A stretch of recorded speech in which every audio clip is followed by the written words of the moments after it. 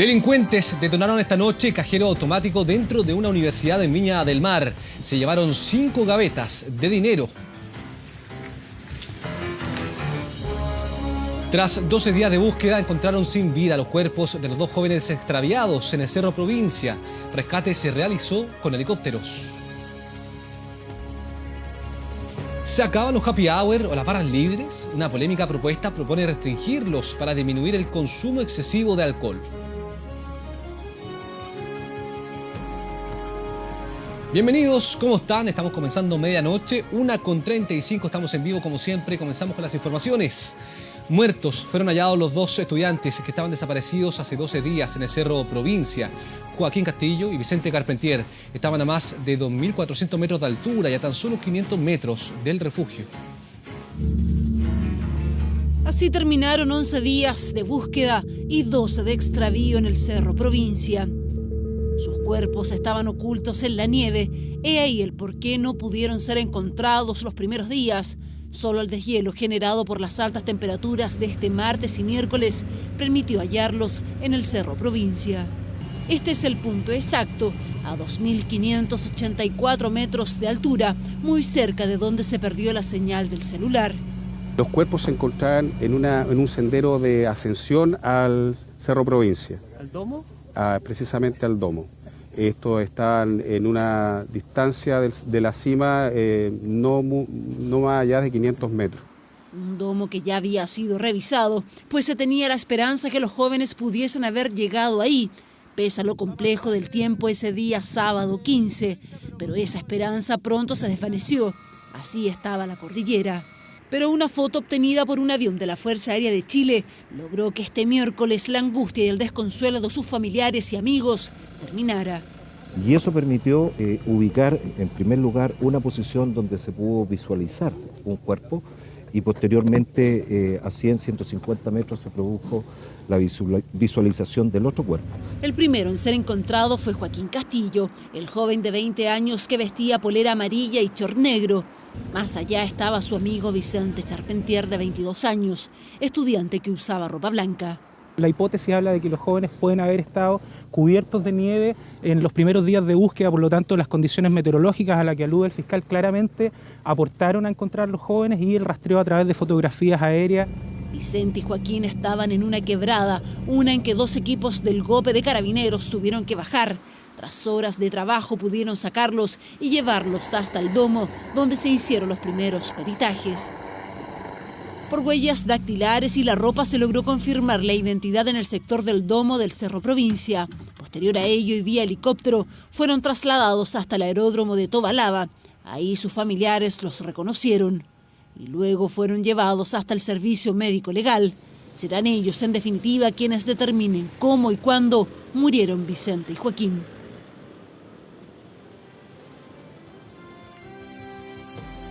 Esta noche, familiares y amigos de los 2 jóvenes encontrados sin vida en el Cerro Provincia realizaron una misa en su memoria. Joaquín Aravena nos va a contar los detalles de lo ocurrido en el Colegio San Ignacio del Bosque. Buenas noches. Hola, buenas noches, Felipe. Así es, llegaron familiares, amigos, convocados a esta misa llevada adelante ahí en el Colegio San Ignacio del Bosque, la comuna de Providencia, ya mucho más tranquilos. Se los notaba en el rostro, se les notaba al conversar, porque accedieron también a conversar con la prensa, mucho más tranquilos tras esta situación vivida por 11, prácticamente 12 días en que se realizó esta búsqueda ahí en el Cerro Provincia de Vicente Carpentier y también de Joaquín Castillo. Principalmente nos encontramos con amigos y conocidos de Joaquín Castillo, compañeros de la época del colegio, de la universidad, que nos contaban lo extrovertido que era, lo llevado a sus ideas, muy activo deportivamente hablando, pero siempre sin dejar de lado los estudios. De hecho, él fue puntaje nacional de matemáticas el año pasado en la prueba de selección universitaria, la PSU. Pasemos a escuchar de inmediato las palabras que tuvieron especialmente para Joaquín Castillo sus amigos, sus compañeros de la universidad. Sí, era súper seco para subir el cerro, pero a su manera, no era ordenado, era como, iba con lo puesto. Esto no es algo raro, no es un evento aislado. Por lo mismo, no es raro que no haya participado ese día de la competencia que había. Sí, no, son cosas que haría el Kim. Que era como así, una persona desordenada, a su estilo, las cosas haciendo, como él quería, hacía las cosas, pero igual siempre le resultaban bien. Y siempre fue un niño de bien, un cabro bueno. Era un loco, Siempre muy inquieto. Loco, bueno, siempre inquieto con el deporte, con todo. A veces le gustaba ir a las corridas sin prepararse, y todo, salía a correr de noche, las mañanas muy temprano, siempre, pero siempre dedicado igual a sus estudios, nunca dejó de lado sus estudios. Y nos vamos de inmediato a la comuna de Ñuñoa, intersección de calle Rengo con Luis Beltrán en la comuna de Ñuñoa. Fueron los mismos vecinos de un edificio que está en esa intersección de la comuna de Ñuñoa quienes tuvieron que frustrar finalmente lo que iba a ser un portonazo frente a sus narices prácticamente. Un vecino grabó el video que estamos viendo nosotros en esa zona de la región metropolitana. Cuando llegaban unos residentes justamente de uno de estos departamentos, llegaba una pareja, fueron interceptados por la parte posterior del vehículo por una camioneta, 4 sujetos, que de ellos descendieron 3 finalmente, no pusieron resistencia, entregaron el vehículo y es uno de más de 12, 13 años quien va a tratar de hacer andar el vehículo blanco que estamos viendo en este video. Sin embargo, con lo que ellos no contaban es que este auto no funcionaba con llave, no tenía chapa, por lo tanto tenía un chip cuyo paradero lo tenía en uno de sus bolsillos el dueño finalmente de este auto, por lo tanto se frustran, no pueden hacer andar este auto y también son los mismos vecinos que silbándoles, gritándoles, ahuyentan a este grupo de delincuentes que se van en el mismo vehículo que habían llegado. La delincuencia ha llegado a esa zona, están cansados los vecinos, pasemos a escuchar lo que nos dijeron sobre esto. Eran puros cabros chicos, hay un tipo que no sé, tenía 12 años, tuvo el otro 14, 15, no sé, se bajan e intentan quitarle el auto a esta persona que estaba ahí. No lo pudieron lograr porque el auto tiene chip, no es con llave, entonces él se quedó con la llave en el bolsillo y se salió del auto y pudo arrancar. Me ha sorprendido la cantidad de robos que hay en este sector en particular. En este último año no solo he visto, sino que me ha tocado a un familiar, le robaron el auto en cosa de menos de un minuto. La delincuencia aquí va en aumento, pero de una forma espantosa.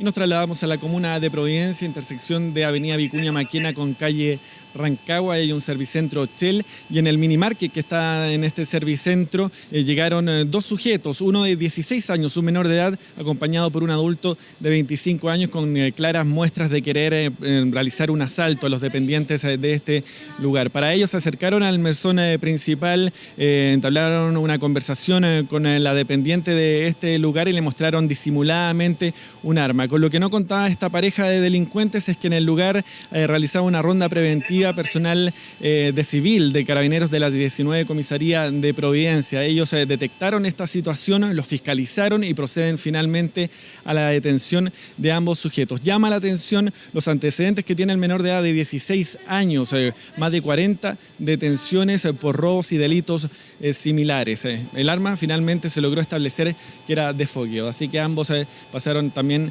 a lo que es el Centro de Justicia, su control de detención. Pasemos a escuchar lo que nos dijo Carabineros respecto a esto. Se logró la detención de 2 individuos, uno de ellos de 16 años, un menor de edad, y una persona de 25, los cuales efectivamente tenían un prontuario bastante amplio. El menor de edad ya tenía una orden de detención vigente por robo en lugar habitado. Bien, son algunas de las informaciones que han ocurrido en las últimas horas acá en la región metropolitana, Felipe. Gracias, Joaquín, que esté muy bien. Buenas noches. Una vida de lujos se daba el líder de una banda de ladrones que se dedicaba a los portonazos y robos de casas. Tenía una copia de automóviles de alta gama en el barrio Franklin que fue finalmente descubierto. Esta es solo una de las formas en que el llamado Tata actúa. Él y sus compañeros amenazan en este caso a los clientes de esta sucursal de telefonía. Los acorralan en una de las oficinas y así hacen y deshacen dentro del local comercial. El botín, más de 180 teléfonos celulares de alto costo, pero ese es solo uno de los asaltos. 3 delitos violentos ocurrieron en el sector oriente de la capital, 2 de ellos conocidos como portonazo, y otro un robo en lugar habitado en la comuna de Vitacura. Claudio Salinas recién hoy identificó a quien el 13 de junio fue uno de los responsables de la balacera que lo dejó malherido. Este estudiante de Derecho iba en su vehículo por la Costanera Norte cuando solidariamente quiso ayudar a quienes habían chocado más adelante, sin sospechar que se trataba de los mismos ladrones que antes habían realizado este asalto. Y yo paré para prestar ayuda. 2 me abordaron, uno se subió de copiloto, otro me abrió mi puerta, comenzó un forcejeo más o menos por 7-8 minutos, fue muy largo, mucho golpe en la cara, en el cuerpo y bueno, lamentablemente terminó con una bala, me dispararon en varias oportunidades, solamente una bala me llevó en el pie. Debió congelar sus estudios y realizar un tratamiento kinésico de 4 meses. Por culpa de la delincuencia muchas personas ahora se llegan a replantear sobre ayudar en la calle. La delincuencia yo creo que se está robando los valores de los chilenos. Hoy sabe que uno de los delincuentes a que lo atacó fue Sebastián Yulef Labarca, el Tata, detenido fuera de una discoteca por su afán de jactarse del dinero y sus vicios. Concurría generalmente a discotecas, invitaba a mujeres, gastaba bastante dinero, todo con dineros productos de ilícito en licores de gran valor, cambiaba de domicilio y cambiaba de vehículos. Oiga, yo soy inocente de todo lo que están diciendo. ¿Por qué inocente? ¿No te pagaban? Porque sí, no, nunca nada. Si a mí me están involucrando. ¿Pero cuánto te pagaban por auto? No me pagaban, nunca me han pagado por auto, yo no tengo nada que ver. Ya en julio la misma PDI había desbaratado este taller en el barrio Franklin, donde el Tata y sus compañeros de robos acopiaban vehículos de lujo, los mismos que habían sustraído horas antes en portonazos y los mismos también que más tarde usaban para llegar a Las Condes o Lo Barnechea para entrar a amenazar a vecinos a sus casas. El cabecilla de este grupo de ladrones al que hubo que detener para desarticular a esta banda que acechaba. Restringir los happy hour y las barras libres. La medida se enmarca en un plan para disminuir el consumo excesivo de alcohol, una proposición polémica que podría fijar un precio mínimo en la venta de esta bebida. Todo lo que fomente un consumo excesivo es algo que no ayuda a nuestra familia, a nuestros miembros, a nuestros amigos. Esto es decirnos a todos que nos vamos a mover bajo una banda de decisiones estratégicas que no nos permiten tomar decisiones. Es una preocupación y tenemos que plantear también todo lo que significa ello. Defiendo la educación antes de la prohibición. La polémica está instaurada. Restringir las barras libres y los happy hour para evitar el consumo excesivo de alcohol es una de las medidas que evalúa el Senda junto al Ministerio de Salud, plan que busca atacar este problema en nuestro país, el mayor consumidor de alcohol puro en Latinoamérica, según la Organización Mundial de la Salud. Sabemos que hoy en día esto de las barras libres o el happy hour lo que hace es que promueve la venta de alcohol en grandes cantidades y a un precio muy bajo. Y para regular, una de las propuestas en estudio es fijar un precio mínimo en la venta de alcohol, un valor más alto para disminuir su acceso. La leche está al mismo precio que el alcohol, por lo tanto nosotros tenemos que dar cuenta en los precios de que esta es una sustancia que tiene efectos negativos. Me podrán decir a mí que se ha disminuido el consumo de tabaco por el alza de precios, y te digo que no, porque existe el mercado negro. Cortamos libertad de decisión, cortamos libertad de comercio. Con ese valor más alto, los happy hour y las barras libres se verían limitados, pero ¿cómo afectaría en la práctica si esto llegara a implementarse? La gran cantidad de tragos que se venden acá son a través del happy hour. ¿Cuánto corresponde el porcentaje a la venta total del local? La verdad, como un 50-60% de la venta. Según este local, con esta restricción, esa venta podría disminuir a la mitad. Un problema que no es nuevo para este bar, ubicado en el límite de Providencia, porque hace unos meses tuvo que reducir su personal por la ordenanza que adelantó su cierre en la comuna. Hoy temen una situación similar. El local, obvio, baja las ventas, no pueden sustentar tanto sueldo. Entonces, obviamente, yo creo que van a ir disminuyendo los trabajadores. Aunque hay que reiterar que el plan aún no es un hecho, la iniciativa contempla 60 medidas, entre ellas estrategias de prevención, por ejemplo, con el consumo en menores de edad y embarazadas. Otra propuesta es que si un cliente se ve involucrado en una riña o accidente, se podrían estudiar acciones civiles contra quien le vendió alcohol. También hay experiencias internacionales donde se hace como corresponsable a quien le vende a una persona si esta persona se va manejando.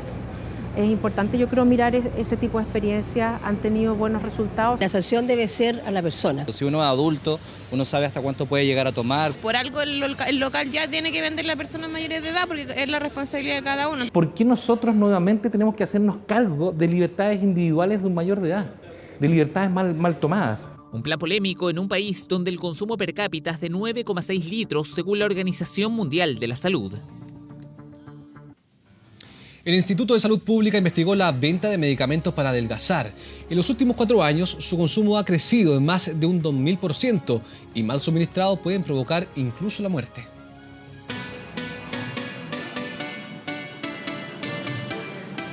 Hay quienes sudan, se esfuerzan y trabajan por un cuerpo ideal, más aún cuando el verano está en el horizonte. Imágenes que se contradicen con las cifras. En Chile, el 67% de los adultos presenta sobrepeso y somos el país con mayor obesidad infantil en América Latina. La pastilla milagrosa no existe.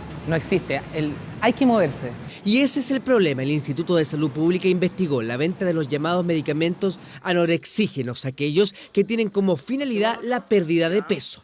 En los últimos años ha habido un incremento en el uso de medicamentos con fines para adelgazar. Son incrementos que se producen más bien en los meses previos al verano. Y las cifras que encontró el Departamento de Asuntos Científicos del ISP son alarmantes. Entre el 2012 y el primer semestre de 2016, la venta de estos remedios creció, escuche bien, en un 2.251%. Puede haber una mayor presión por parte de la gente hacia el médico para que le recete este tipo de medicamentos.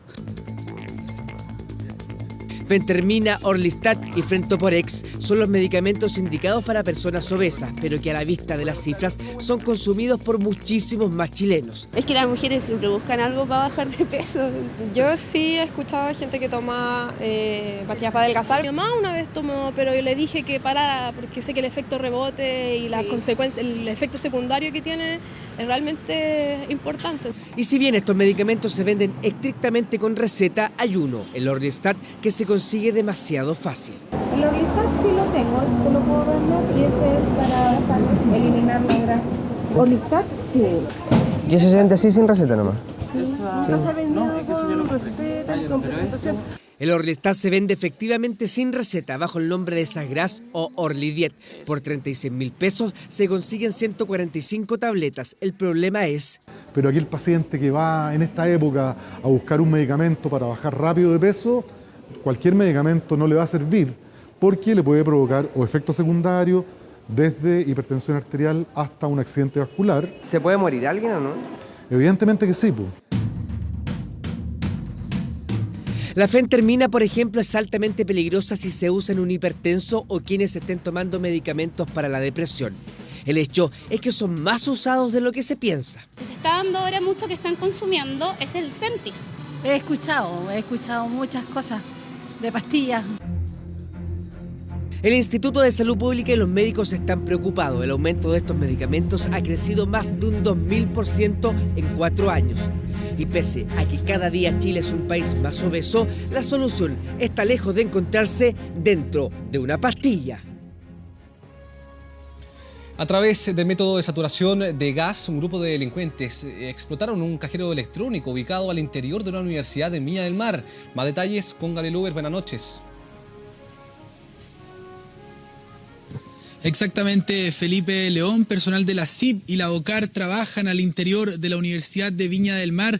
Todo esto porque pasadas las 11 de la noche, 6 delincuentes a bordo de un vehículo gris, nos decían, según testigos, con un alerón, intimidaron a uno de los guardias de esta casa de estudios e ingresaron al sector donde se encuentra uno de los cajeros electrónicos. Utilizando el método de la saturación por gas, instalaron todo este equipamiento, estos aparatajes, y en muy pocos minutos lograron explotar este cajero automático, llevándose aproximadamente 5 gavetas desde este lugar, y según información que nos daban antes de comenzar este despacho, se trataría de cerca de 30 millones de pesos. Todo es información que está tratando de investigar, de corroborar, por supuesto, la policía, que llegó a este lugar pasados 5 minutos desde que estos delincuentes huyeran desde este lugar. Llegaron con su rostro cubierto y con una herramienta, con un destornillador,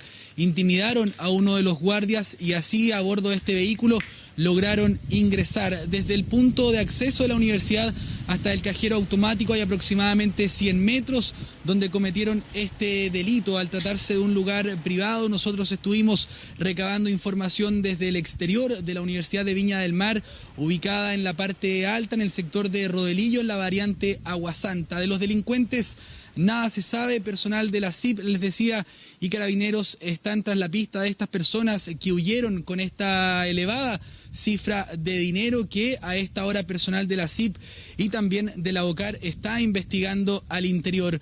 Esto generó destrucción en el sector del cajero automático, destruyendo, les decía, parte de la inmobiliaria de la universidad y por supuesto este cajero que quedó al descubierto, estas 5 gavetas que abordaron, que se llevaron estos delincuentes. El personal de la CIP continúa ingresando, saliendo desde esta casa de estudios. Están realizando pericias desde aproximadamente las 11:15 de la noche sin tener resultados positivos aún del paradero de estos 6 delincuentes que ingresaron con el rostro cubierto. Y les decía, en muy pocos minutos lograron explotar este cajero y llevarse esta elevada suma de dinero. Por supuesto, información que nos mantendremos investigando, información toda en desarrollo que estaremos ampliando en las próximas ediciones de 24 horas. Felipe León. Gracias, Gabriel, que esté muy bien.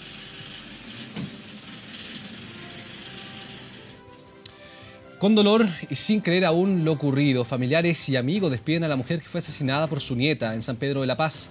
Aseguran que nunca detectaron alguna conducta sospechosa en la niña. Estamos destrozados. Las horas no logran calmar el dolor, menos el desconcierto. ¿Usted el papá? Sí, no, es que he sufrido mucho, no puedo. Despiden a una de sus integrantes, pero lamentan la situación en la que queda la pequeña de solo 12 años. Hasta el Templo Evangélico Luz y Verdad llegaron los familiares y amigos de Margarita Salgado, la mujer de 58 años que fue asesinada a martillazos por su nieta. Era su nieta, era su nieta, era todo para ella, iban dan, para arriba, para abajo, todo. Una excelente persona,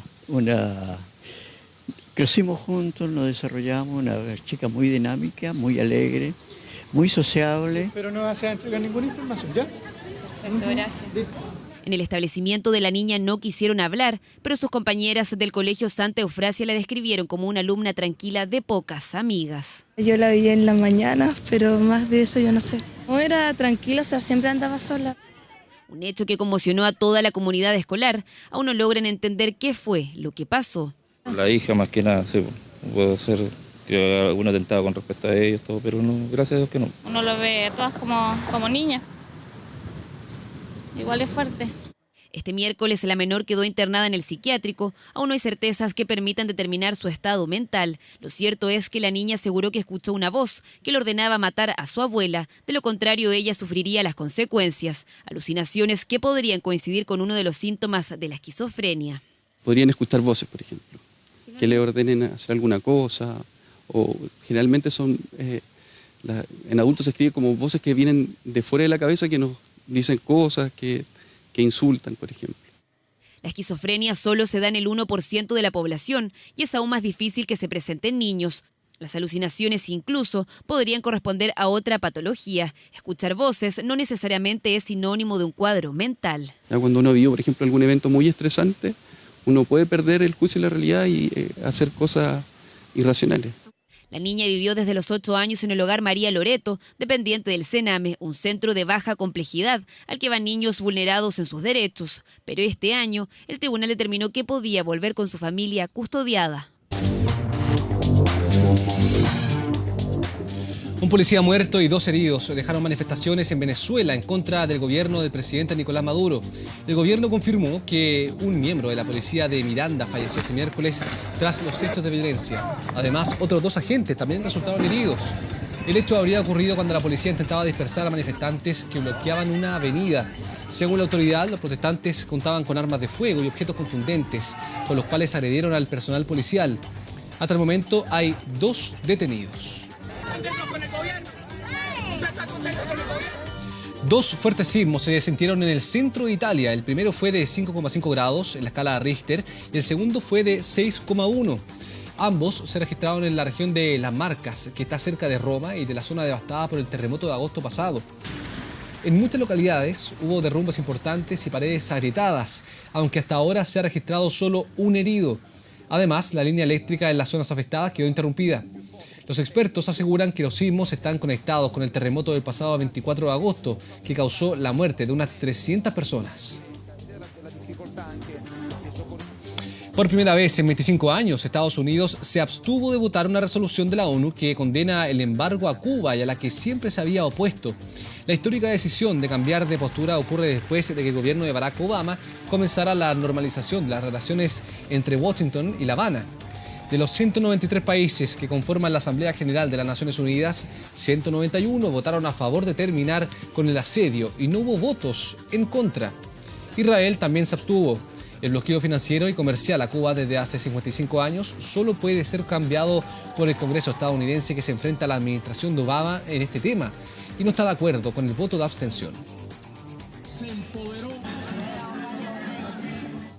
Bomberos brasileños rescataron con éxito a un hombre que estuvo a punto de caer de un edificio de 15 pisos en Sao Paulo. El trabajador de la construcción quedó colgando de la estructura al perder el equilibrio desde un andamio. Las cuerdas de seguridad evitaron que se produjera un desenlace fatal. Bomberos, por cerca de 20 minutos, realizaron maniobras que terminaron luego de atarle una cuerda alrededor de la cintura y elevarlo hasta el techo del edificio.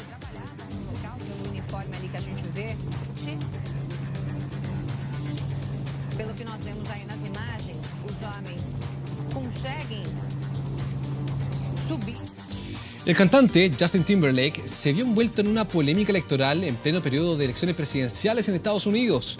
Con la intención de incentivar a sus seguidores a votar, el artista se fotografió mientras sufragaba y subió la imagen a su cuenta de Instagram. Lo que no sabía era que estaba cometiendo un delito, ya que Tennessee es uno de los 18 estados norteamericanos que prohíbe fotografiarse o grabarse en la cabina de votación, multando al infractor con $50 y hasta 30 días de reclusión. Pese a la polémica, la fiscal distrital afirmó que su oficina no está investigando este asunto.